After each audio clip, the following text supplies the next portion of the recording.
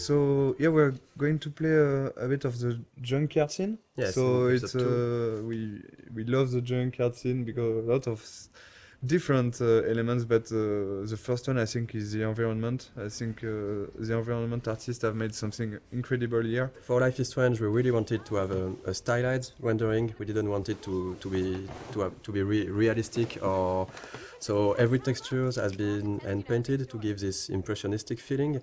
And I think in the junkyard it's really interesting because there is so many details that's where this kind of simpler texture are working well. Because if this scene was overly detailed with cracks in the rust and everything, it would become really noisy to look at. We did a lot of work on the lighting effects and the atmosphere, so it was really important for us to capture this morning feeling with very cold colors in the fog, but a slightly warm sun that just bring some soft and warm feeling to the scene. This scene is also a good example of what we want to do in terms of environmental storytelling. We've got a lot of different objects who are there and who was their own story. And Okay, let's do this. Can you find 5 bottles while I prep the shooting range? Beer and guns? Nice combo. You can handle it. Now go find us 5 bottles. this is one of the pretty best please. puzzles of the game, I think. Yeah, I think it is. I think it's mostly the final bottle that was really hard to find, and we did a mistake on it because it was maybe too well hidden.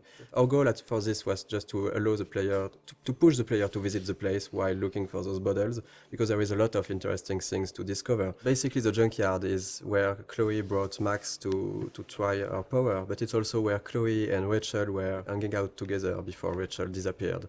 So this place here was this small hideout for Chloe and Rachel, and we tried a lot of what we did in the whole game with environmental storytelling can be seen here, because there is a lot of everything that we really like to do, to tell with the environment. It's a good way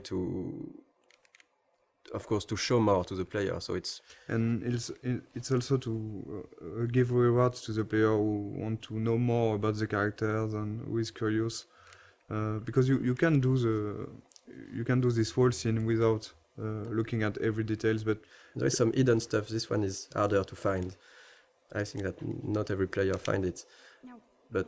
And this is a big letter that Rachel wanted to write to Chloe, and maybe never gave it to her. In Life is Strange, we really tried to put a lot of attention to the details. So we have a lot of various levels of things, and if you look around, you can find some really small details that are useless to the main story, but interesting. Actually, we start to play with that, putting more and more things in corner, in dark area, to see if the player can spot it or not. And usually they did.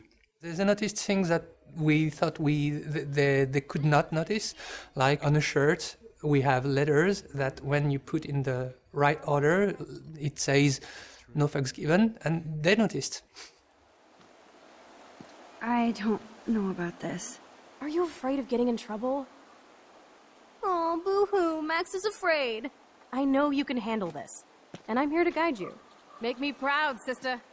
Life is Strange is a game about choice and consequences. So we have a lot of choice you can make in the game, which will have consequences later on in the same episode or in the other episode.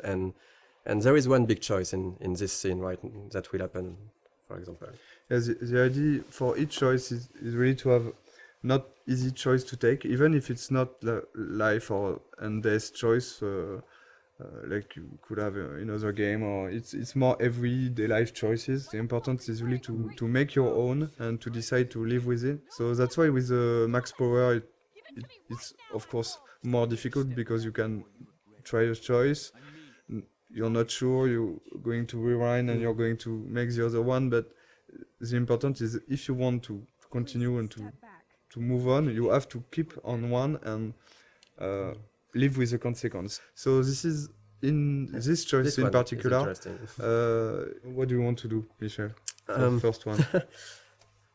I don't think I would shoot a guy anyway, so I would say... we won't shoot. I won't shoot. So you can see directly some consequence. It means that you don't have gun anymore, because Frank is going to take it.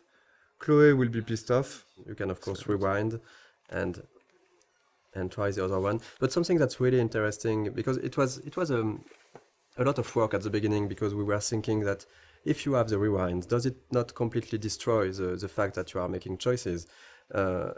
And actually, we've seen that players are really hesitating. We've watched some Let's Play video, and we've seen players just, even if they knew that they could go back, they were hesitating so much when they make a choice. I think it's interesting.